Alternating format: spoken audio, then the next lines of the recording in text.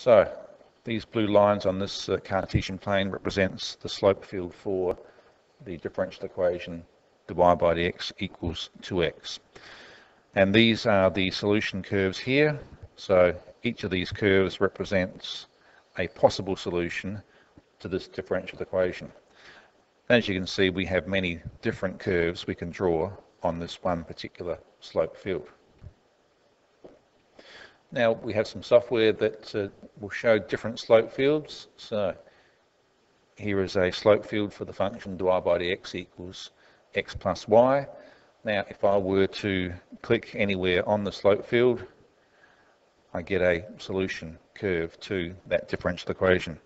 So if I choose points in numerous places, we can get different shaped curves. So they all represent different solutions to dy by dx equals x plus y. Now let's change it to dy by dx equals 2x, and we'll show that slope field. And you can see the basic shape appears to be that of a quadratic curve. So if I were to choose, say, the origin, that would be the equation y equals x squared. If I go 1 up the y-axis, there's y equals x squared plus 1, there's y equals x squared plus 2, and there's y equals x squared take 1. So lots of different solutions to that particular differential equation shown on that slope field. So in this example, once again, we have dy by dx equals 2x, and there's our slope field there. In this case, I want to draw the solution curve that will start at the point 0, 1. So here's the point 0, 1. So therefore, if we were to follow those little blue tangent lines, I would get a curve that looks somewhat like this. The graph does exist on the other side, so if we take it back, we would get something in the order of that shape there. Now part B wants us to use integration to find the solution to the differential equation.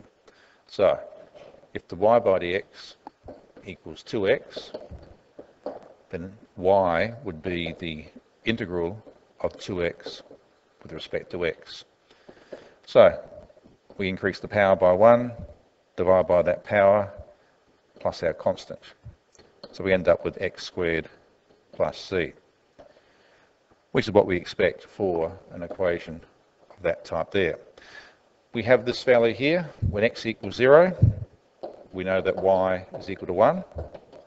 So we can substitute into our equation down here, and we'll get 1 is equal to 0 squared plus c, so c equals 1.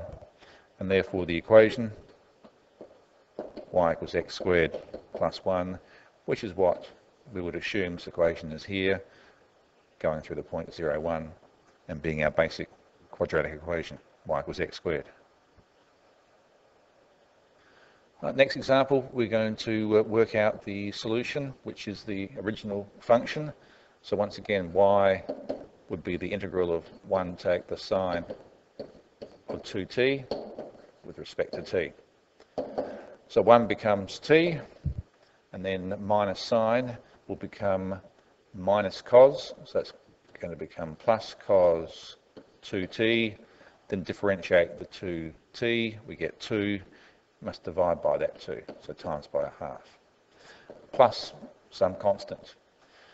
Now in this case, we don't have any other information, we can't work out the value of c, we don't know anything of the sort we do for part B. Here we have a point, we can make a substitution, help us finish that question. Now for part B, notice there is a multiple of t over here.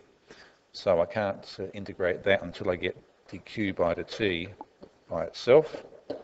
So that t will divide across the other side. So we've got root t divided by t. So simplify that, and we get 1 on t, and that's going to be t to the half divided by t, which will become t to the minus a half. So now I can integrate. So now q would equal the integral of 1 on t, take t to the half with respect to t. So we end up with ln of mod t, and take away t to the power. I've increased the power by 1. It becomes plus a half. Divide by a half means multiply by 2, plus our constant. Now we can make a substitution.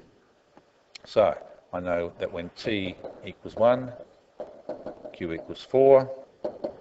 So if you make a substitution, we would get 4 is equal to ln 1, take 2 times by 1 plus c, and ln 1 is equal to 0, so 4 equals c take 2, therefore c must equal 6. Therefore my solution will become q equals ln mod t minus 2t to the half plus 6.